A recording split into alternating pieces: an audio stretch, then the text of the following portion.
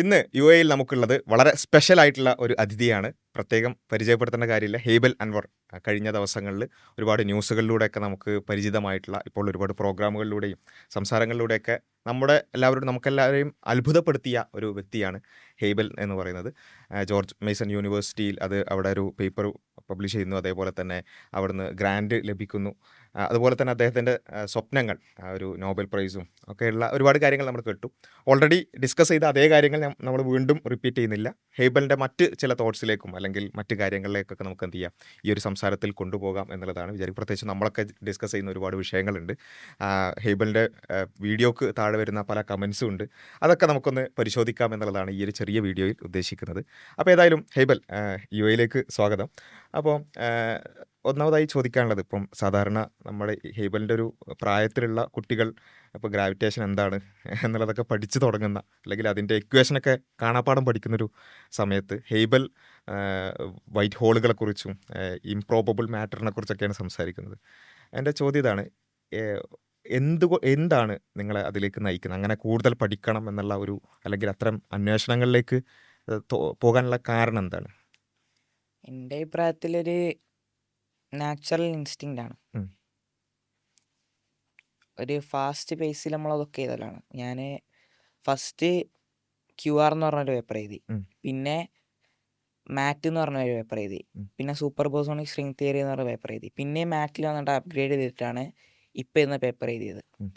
മാറ്റ് എന്ന് പറഞ്ഞാൽ matter alchemy theorem.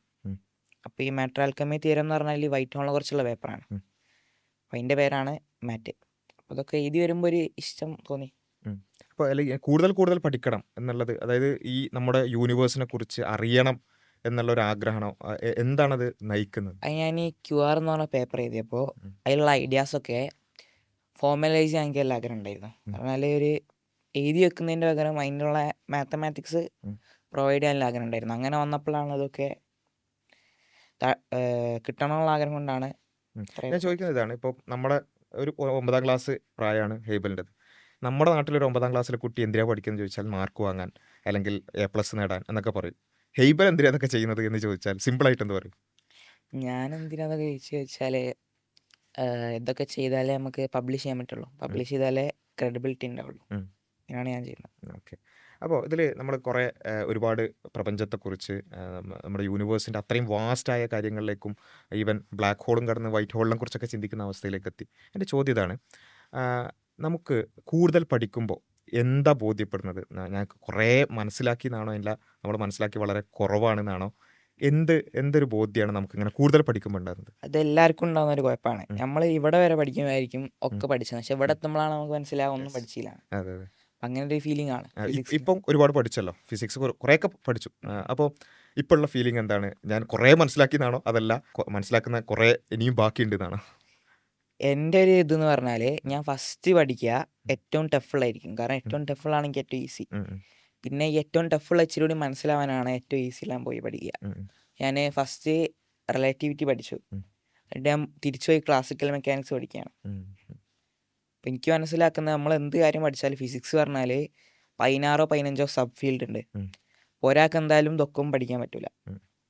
Okay.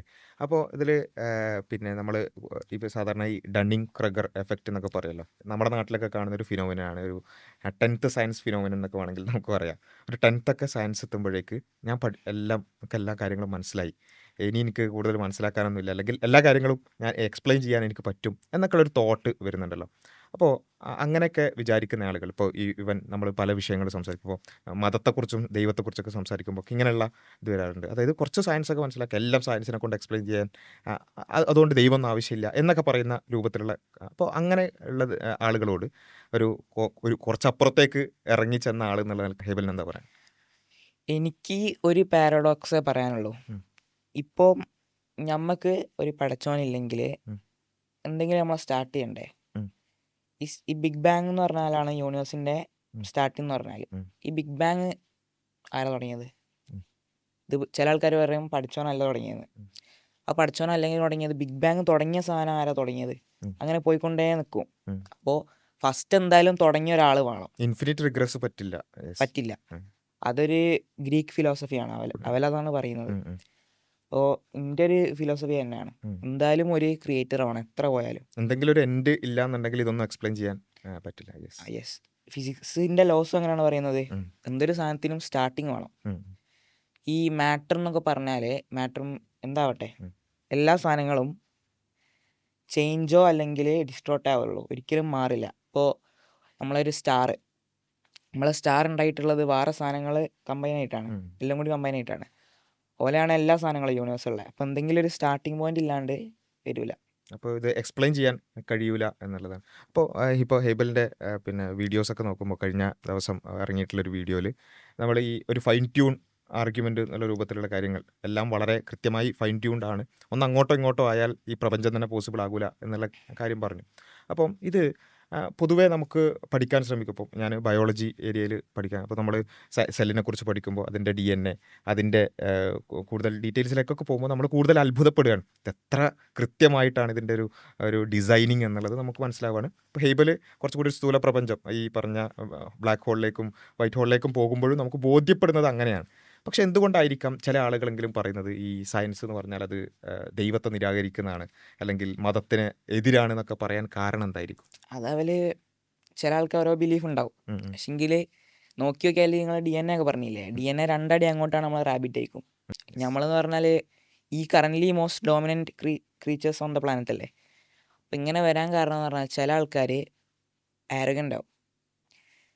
Humans എന്ന് പറഞ്ഞാൽ ഒരു ലെവൽ വരെ എത്തിയിട്ടുള്ളൂ, ആ ലെവൽ ഏറ്റവും വലിയ ലെവലാണെന്നാണോ ഓലെ വിചാരം. ഉം. ഉം. ചിലപ്പോൾ ഓലെ ബിലീഫ് ഞാൻ സ്ലാൻഡർ ചെയ്യുന്നില്ല, ഉം. ഒരാൾക്ക് ഓരോ ബിലീഫാണ്. പക്ഷെങ്കിൽ നമ്മളെ ബിലീഫ് പോലെ സ്ലാൻഡർ ചെയ്യാൻ നോക്കരുത്. Yes. അതിൽ ചില ആൾക്കാർക്ക് മനസ്സിലാക്കുക എന്ന് പറയും, മോനെ സയൻസും ഈ ഖുർആനും ഉം. ഡിഫറെൻ്റ് ആണ്, ഖുർആൻ വെസ്റ്റും വലിയ സൗത്തും എന്നൊക്കെ പറയും. ഉം. പക്ഷെങ്കിൽ നമ്മളെ ബിലീഫ് എന്ത് ഓല് മാറ്റാൻ നോക്കണം, ഓൽക്ക് ഓലെ ബിലീഫ് നമുക്ക് നമ്മളെ ബിലീഫ്, അതെനിക്ക് പറയാനുള്ളത്. Yes. അപ്പോൾ ഇതിൽ ഈ അരഗൻസ് എന്ന് പറഞ്ഞല്ലോ, ഇപ്പോൾ എനിക്കിത് കേട്ടപ്പോൾ തോന്നിയത് ഡോക്ടർ ഉസ്മാൻ സാഹിബ് എന്ന് പറഞ്ഞ ഒരു മുമ്പ് കേരളത്തിൽ ജീവിച്ചൊരു ബുദ്ധിജീവി ഉണ്ട്, അദ്ദേഹം പറഞ്ഞൊരു വേർഡാണ് എനിക്ക് തോന്നിയത്. അല്പം ശാസ്ത്രവും അഹങ്കാരവും നമ്മളെന്ത് ചെയ്യും, ഒരു നിരീശ്വരവാദത്തിലേക്ക് നയിക്കും. അദ്ദേഹം ഒരു നിരീശ്വരവാദിയായിരുന്നു, പിന്നീട് വിശ്വാസിയായ ഒരാളാണ്. അതേപോലെ തന്നെ ശാസ്ത്രത്തിലുള്ള അഗാധജ്ഞാനവും വിനയവും നമ്മളെ ഒരു ദൈവവിശ്വാസത്തിലേക്ക് നയിക്കുമെന്ന് പറയും. അപ്പോൾ ഒരു കൂടുതൽ അറിയുമ്പോഴും നമുക്കൊരു ഇൻ്റലക്ച്വലായ ഒരു വിനയം ഉണ്ടാകുമ്പോഴാണ് ശരിക്കും പറഞ്ഞാൽ ഇതൊക്കെ അക്സെപ്റ്റ് ചെയ്യാൻ പറ്റുക എന്നുള്ളത് തോന്നി. ഈ ഏത്യസിനൊന്നും അറിയാത്തല്ലേ, ന്യൂട്ടൺ ദൈവവിശ്വാസിയായിരുന്നു, ഭയങ്കര ദൈവവിശ്വാസിയായിരുന്നു. അതെ. എനിക്കൊന്ന് ക്രിസ്ത്യാനി ആയിരുന്നു തോന്നുന്നു. Yes. അപ്പം അത്രയും ഡീപ്ലി റിലീജിയസ് ആയിട്ടുള്ള ഒരാളായിരുന്നു ഈ ന്യൂട്ടൺ. ഐൻസ്റ്റൈൻ എന്ന് പറഞ്ഞാൽ ജൂതമതം ആയിരുന്നു, പക്ഷെങ്കിൽ ഡീപ്ലി റിലീജിയസ് അല്ലെങ്കിലും പടച്ചോനുണ്ട് എന്ന് ബിലീവ് ചെയ്യണ്ടായിരുന്നു. ഒരു ടൈപ്പ് ഓഫ് ഗോഡിൽ വിശ്വസിച്ചിരുന്നത് മാത്രമല്ല, നമുക്ക് ഇപ്പോൾ നമ്മുടെ ഒരു എക്സ്പെരിമെൻ്റൽ ഫിസിക്സിൻ്റെ ഒക്കെ ഒരു തുടക്കക്കാരനായിട്ട് ഇബ്നുൽ ഹൈത്തം പോലെയുള്ള ആളുകളെ നോക്കുകയാണെന്നുണ്ടെങ്കിലും ഈവൻ പലപ്പോഴും പല ആൾക്കാരും ഇപ്പോൾ ജെനറ്റിക്സിലെ ഗ്രിഗർ ജോഹാൻ മെൻഡൽ, അദ്ദേഹം ഒരു ക്രിസ്ത്യൻ പാതിരിയായിരുന്നു, ഒരു പള്ളിയിൽ അച്ഛനായിരുന്നു.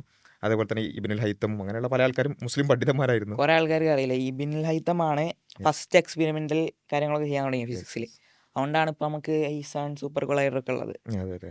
ഇപ്പോൾ ഇബ്നുൽ ഹൈത്തം ഇത് ചെയ്യില്ലെങ്കിൽ നമ്മൾ ഹോസ്പിറ്റലിലെ ഓരോ സാധനങ്ങളൊക്കെ ഇല്ലേ, അതൊന്നും ഉണ്ടാവില്ല. അതെ അതെ. കാരണം ഹോസ്പിറ്റലിലെ സാധനങ്ങളൊക്കെ ഫിസിക്സിൻ്റെ എക്സ്പെരിമെൻ്റ് ചെയ്തിട്ട് വന്നതാണ്. Yes yes. നമ്മൾ ബെറ്റർ ചെയ്യുന്നതെന്ന് പറഞ്ഞാൽ നമ്മളെ ബിലീഫ്സ് വെച്ചിട്ടാണ്. യെസ്. അപ്പോൾ ഈ ഇബ്നുൽ ഹൈത്തം അതുപോലെ തന്നെ ഇസ്ലാമിക് ഗോൾഡൻ ഏജ് എന്ന് പറയുന്ന ആ കാലഘട്ടത്തിലുള്ള ഒരുപാട് ശാസ്ത്രജ്ഞന്മാരെ അറിയാം. അപ്പോൾ ശാസ്ത്രത്തിൻ്റെ ചരിത്രം പരിശോധിച്ച് നോക്കിയാൽ ശാസ്ത്രത്തെ വളർത്തിയതൊക്കെ വിശ്വാസികളായിട്ടുള്ള, അത് തന്നെ അവരുടെ വിശ്വാസത്തിൻ്റെ ഭാഗമായിട്ട്, കാരണം ഇതൊക്കെ പടച്ചോനുണ്ട്, ആ പടച്ചോനെ അറിയുന്നതിൻ്റെ ഭാഗമാണെന്ത് ഈ സൃഷ്ടിയെക്കുറിച്ച് പഠിക്കൽ എന്നുള്ളതാണ് പലപ്പോഴും പല ആളുകളും ശാസ്ത്രം കൂടുതലായിട്ട് പഠിക്കാനൊക്കെ പ്രേരകമായിട്ടുള്ളത്.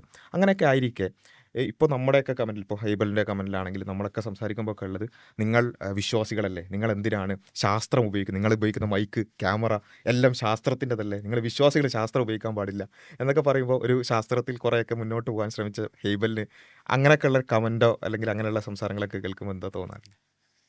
എനിക്ക് തോന്നാറ്, ഞാൻ നേരത്തെ പറഞ്ഞ പോലെ ഇവലെന്ന് പറഞ്ഞാൽ ഒരു സംഭവമുണ്ട്, ആറഗൻസിയാണ് അല്ലെങ്കിൽ ഇഗ്നറൻ്റ് ആണ്. അവലൊരു ബിലീഫ് ഉണ്ടാവും, നമ്മളെത്ര മാറ്റാൻ നോക്കിയാലും മാറൂല. ഇതൊക്കെ സ്വന്തം അവൽ പഠിക്കേണ്ട കാര്യങ്ങളാണ്. അപ്പോൾ വേറെ കാര്യമുണ്ട്, ഈ ഐൻസ്റ്റൈൻ വരെ ദൈവവിശ്വാസി അല്ലായിരുന്നു, ഞാൻ പറഞ്ഞ പോലെ ഡീപ്ലി റിലീജിയസ് അല്ലെങ്കിലും. പക്ഷെ ഐൻസ്റ്റൈൻ വരെ സമ്മതിച്ചു പോയി, ദൈവമില്ലാണ്ട് ഒന്നുമില്ല, സം ടൈപ്പ് ഓഫ് ഗോഡ് എന്നാണ് ഐൻസ്റ്റൈൻ പറഞ്ഞത്. അപ്പം അത് ഐൻസ്റ്റൈന് കുഴപ്പമില്ല, വിൽക്കുന്ന കുഴപ്പം.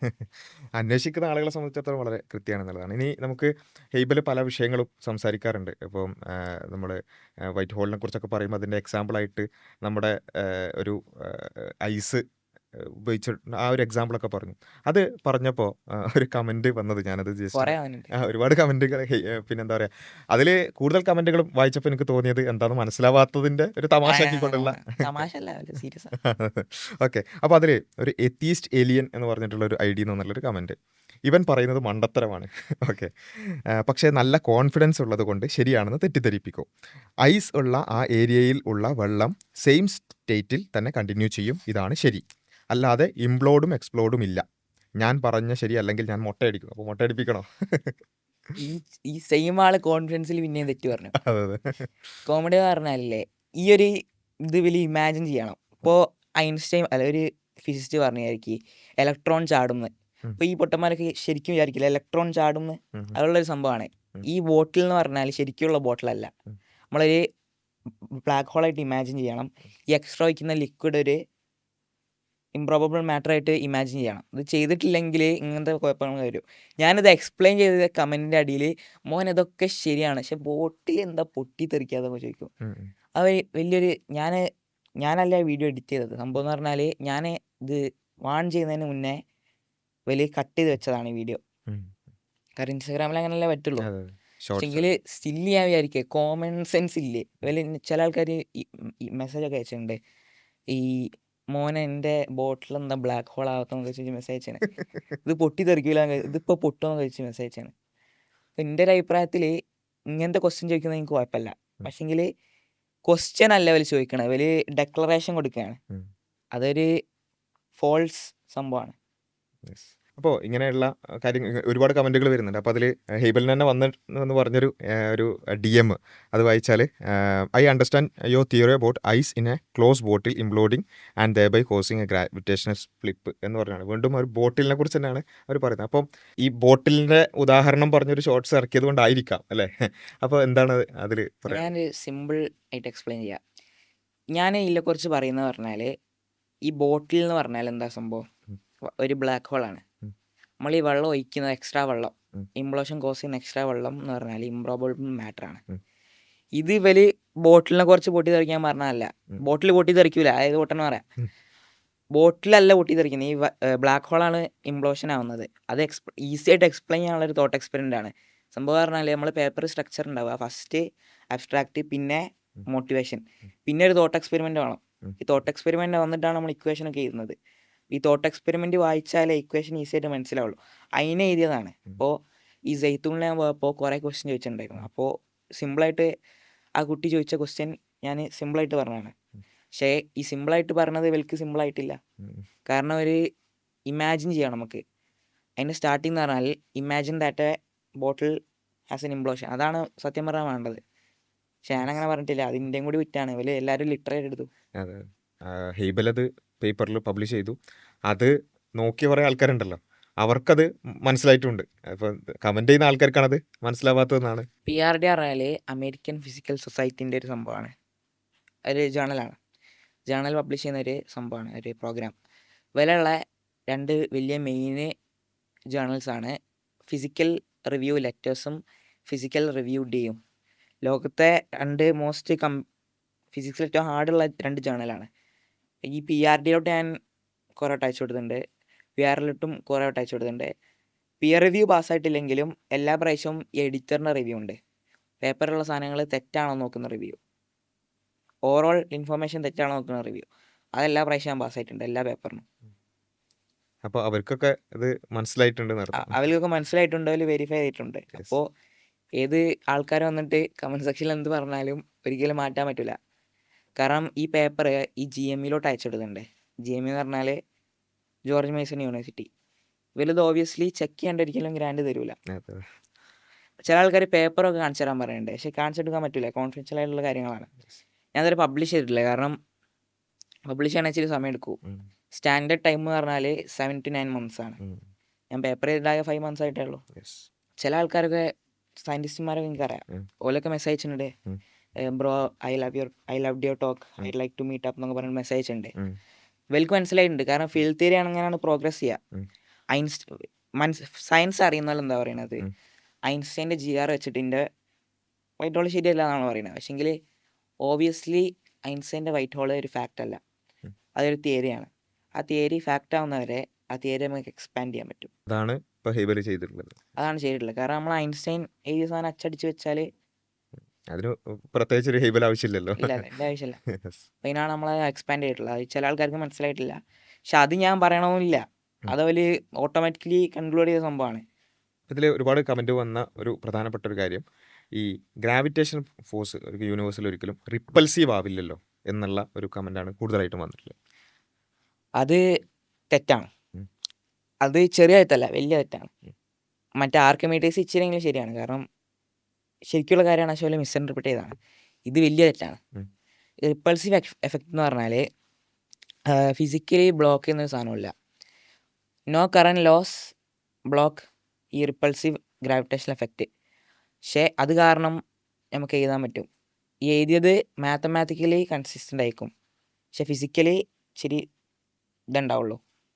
ആ കൺസിസ്റ്റൻസി വെച്ചിട്ടാണ് നമ്മളിതൊക്കെ എഴുതുന്നത്. ഇത് ഞാൻ പറയണതല്ല. ഉം. നമ്മളൊരു പേപ്പർ എഴുതുമ്പോൾ ഫസ്റ്റ് നമ്മൾ യൂലർ ലഗ്രാഞ്ച് ഫീൽഡ് ഇക്വേഷൻ എന്ന് പറഞ്ഞ സാധനം എഴുതണം.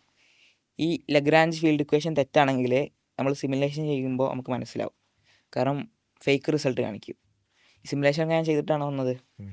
അപ്പോൾ റിപ്പൾസീവ് എഫക്റ്റ് വൈറ്റ് ഹോളിൽ വർക്ക് ചെയ്യുന്നതാണ് നാട്ടുകാരോട് എനിക്ക് പറയാനുള്ളത്. Okay. കാരണം കറണ്ട് മോഡലിലൊന്നും ഇല്ല. അപ്പോൾ അതാണ് എൻ്റെ പുതിയ അഡീഷൻ.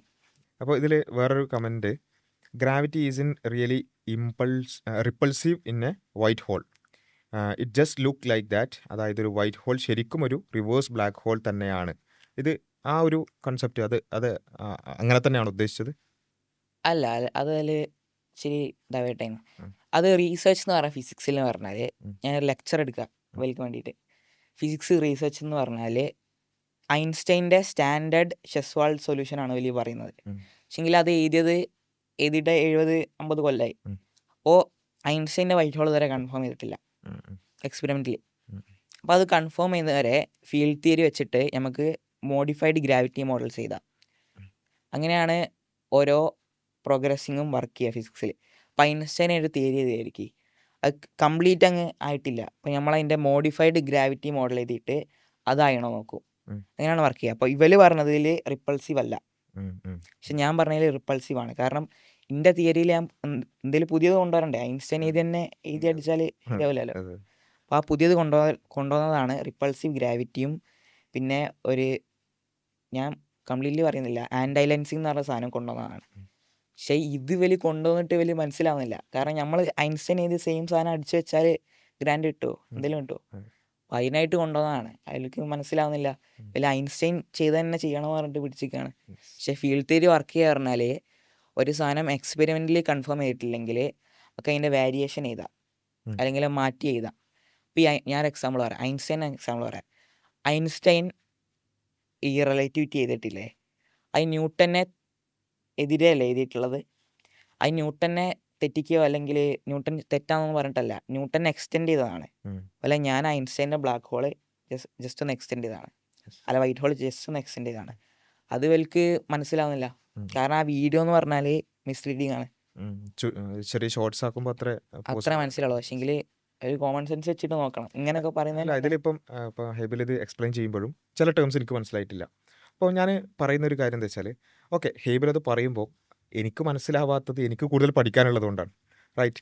പക്ഷേ എന്തുകൊണ്ടായിരിക്കും ഇതിൽ ഒരുപാട് കമൻസ് ഇങ്ങനെ സ്ക്രോൾ ചെയ്യുമ്പോൾ ഒരുപാട് കമൻസ് അങ്ങനെയാണ് കാണുന്നത്. അപ്പോൾ ആ ഒരു മെൻറ്റാലിറ്റി വരാൻ ഇങ്ങനെയൊക്കെ കമൻറ്റ് ചെയ്യുന്ന ആൾക്കാർ ചിലപ്പോൾ ഈ വീഡിയോൻ്റെ താഴെ ഉണ്ടാവും. അപ്പോൾ അവരോട് എന്താണ് പറയാനുള്ളത്?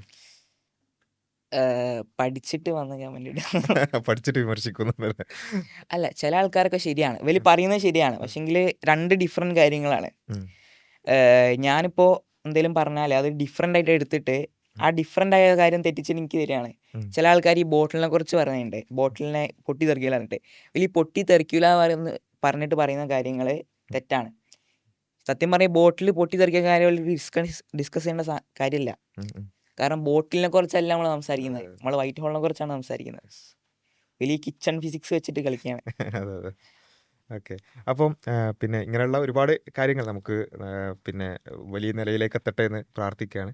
അപ്പോൾ ഏതായാലും അവസാനിപ്പിക്കുമ്പോൾ അപ്പോൾ നമ്മൾ പലപ്പോഴും നമ്മുടെ നാട്ടിൽ സയൻസ് പഠിക്കുക എന്നുള്ളത് നമുക്കെല്ലാവർക്കും ആഗ്രഹമുള്ളൊരു കാര്യമാണ്. ഈവൻ അതിൽ ചെയ്യുന്നവരും ചെയ്യാത്തവരൊക്കെ ഒരു സയൻസ് പഠിക്കുക എന്നുള്ളത് ഒരു സയൻറ്റിഫിക് ടെമ്പർ എന്നുള്ളത് എല്ലാവരും ഒരു പ്രൊമോട്ട് ചെയ്യുന്നൊരു കാര്യമാണ്, അല്ലെങ്കിൽ അതൊരു പോസിറ്റീവായിട്ട് കാണുന്നൊരു കാര്യമാണ്.